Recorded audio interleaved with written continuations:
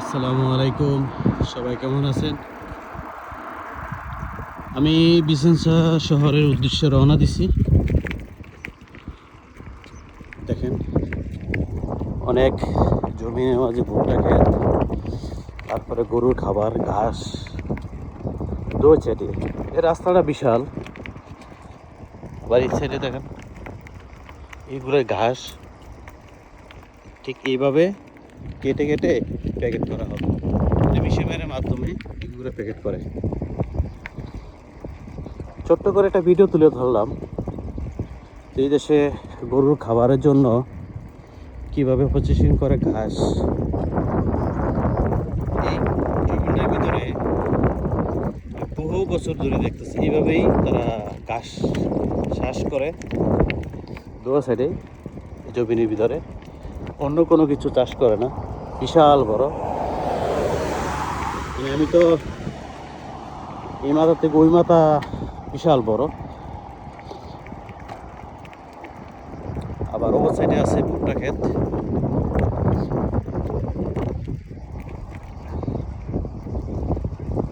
জানি না আমার ভিডিওটা আপনাদের কেমন লাগে। তেমন একটা ভিডিও ছাড়ি না, কারণ প্রবাস জীবন তো ছোট্ট ছোট্ট করে ভিডিও ছাড়া হয়, তাই কোনো এইভাবে ভিডিও ছাড়তে পারি না সময়ের কারণে। সুন্দর সুন্দর শহর আছে, সুন্দর সুন্দর জায়গা আছে, সুন্দর সুন্দর প্লেস আছে আপনাদের দেখাবার জন্য, কিন্তু তুলে ধরতে পারি না। যেমন এখানে সুন্দর একটা রাস্তা, এটা কোনো বাড়ির রাস্তা না, এটা কোনো বাড়ির রাস্তা না। কোনো একদিন তুলে ধরবো যে এই জায়গাটা কিসের বা এই জায়গাটা কোথায় যায়। এই জায়গাটা ঠিক আছে, আমি একবার তুলে ধরবো আপনাদের কাছে দুটো ভিডিও। এই দেখেন, এটা কিন্তু দুধ না, দুধের গাড়ি। এই ধরনের বিভিন্ন ধরনের গাড়ি আছে, যেমন এগুলো দিয়ে গোবর ক্ষেতের মাঝে দেওয়া হয়, আবার পানিও দেওয়া হয়, আবার ঠিক অনেক ধরনের মেডিসিনও দেওয়া হয়। এই দেখেন ভুট্টা ক্ষেত।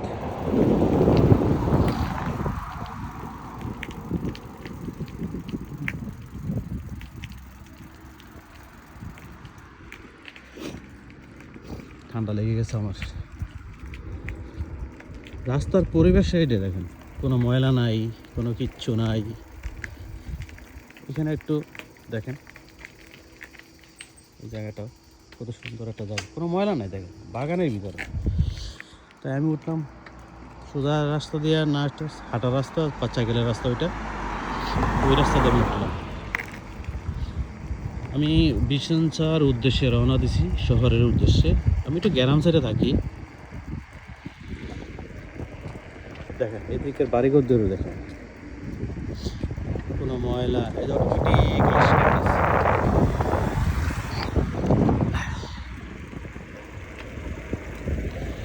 আপনি একটা রাস্তা ধরে অনেক দূর যেতে পারবেন। এইটা দেখেন ঘাসের জায়গা, এখানে ঘাস, এখানে শুধু ঘাস। আমি যেগুলো ঘাসের কথা বলবো মনে করেন এটা 12 মাসই ঘাস হয়। যেমন একজন লোক দেখেন সিস্টেম করে দিয়ে দিচ্ছে, তার মতন চলতেছে, একা চলতেও পারে। এদেশের মানুষ বৃদ্ধ হয়ে গেলে, এই ইটালির মানুষ আমি দেখলাম বৃদ্ধ হয়ে গেলে কোনো সমস্যা হয় না, কোনো না কোনো একটা ব্যবস্থা আছে। কিন্তু আমাদের দেশে, আমাদের বাংলাদেশে মানুষ বৃদ্ধ হয়ে গেলে তার ঘরেও জায়গা হয় না।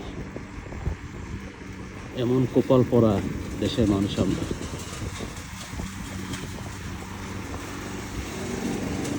আর এমন সভ্য দেশের মানুষ আমরা।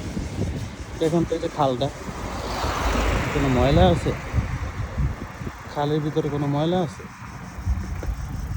দু সাইডে গাছ, কিন্তু পাতা যেগুলো পরে আপনার পাতাগুলোও তারা উঠে নেয়।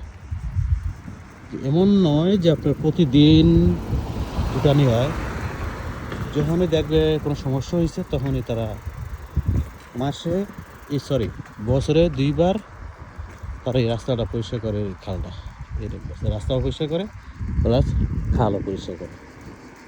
কিন্তু ময়লাগুলা আপনার এই 2 পাশে রাখে না, ময়লাগুলা উঠে নিয়ে যায়।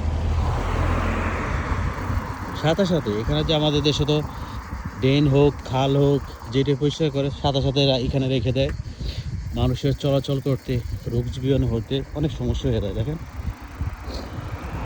এখন আমার ক্যামেরার কারণে হয়তো আপনাদের কাছে অনেক কিছু দেখা যাচ্ছে, কিন্তু তা না। আমি তো ক্যামেরাটা নিচে নেমে আমি সাইকেল চালাইতেছি, আমি সাইকেলের মধ্যে বসে বসে ভিডিও করতেছি। জাস্ট আপনাদেরকে একটু শেয়ার করলাম। এই যে আমার এখানের সীমানা শেষ, এখন আমি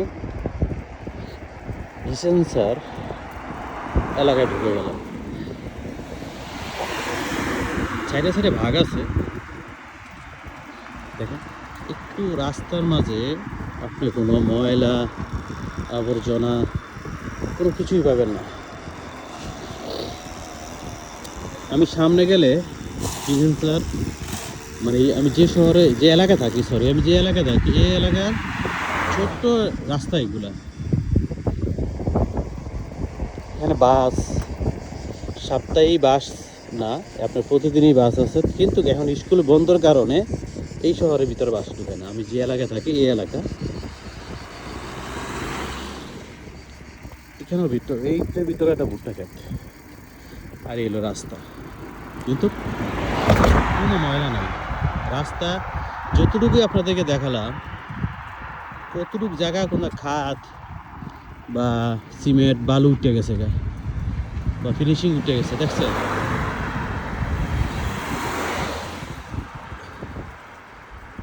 আমি যে এলাকা থেকে বের হব মেন রোডে উঠবো, এটা হচ্ছে আপনার শহরের থেকে বের হওয়া বা শহরে ঢোকা একেবারে মেন রাস্তা। তো ওইটা গেলে আর আমি ভিডিওটা করতে পারুম না, কারণ রিক্স। এরা দেখতেই পারতেছেন খুব কম গাড়ি, এই জন্য আর কি সেখান থেকে এক হাত দিয়ে ধরে বা হাত ছেড়েও গাড়ি চালাই রিক্সাটা সাইকেলটা চালাইতে পারতেছি, কিন্তু ওখানে পারলেও রিক্স নেওয়া যাইব না। ঠিক আছে, এই হলো আপনার যে গাড়ি যে গাড়িটা গেল, যে আমার সামনে একটা সাইকেল গেল গিয়ে বামে, ও সে যাইব না, আবার ঢুকে আবার এইদিকে ঢুকে গেল। বামে হইলো আপনার শহরের আরও বাইরে, আর আমি এখন যাবো ডাইনে হইলো আপনার শহরের ঢোকার রাস্তা। ওখানে আমি উঠলাম ডিসেন্সার মেন রোডে, এই যে উঠে গেলাম। এখানে আপনি দেখতে পারবেন গাড়ি, তারপরও এখন শনিবার আজকে তেমন একটা গাড়ি নাই, তারপরে মোটামুটি খারাপ না দুপুরের টাইম। এখন দিনের 11:30 বাজে আমাদের টাইম, ইটালির টাইম দিনের 11:30।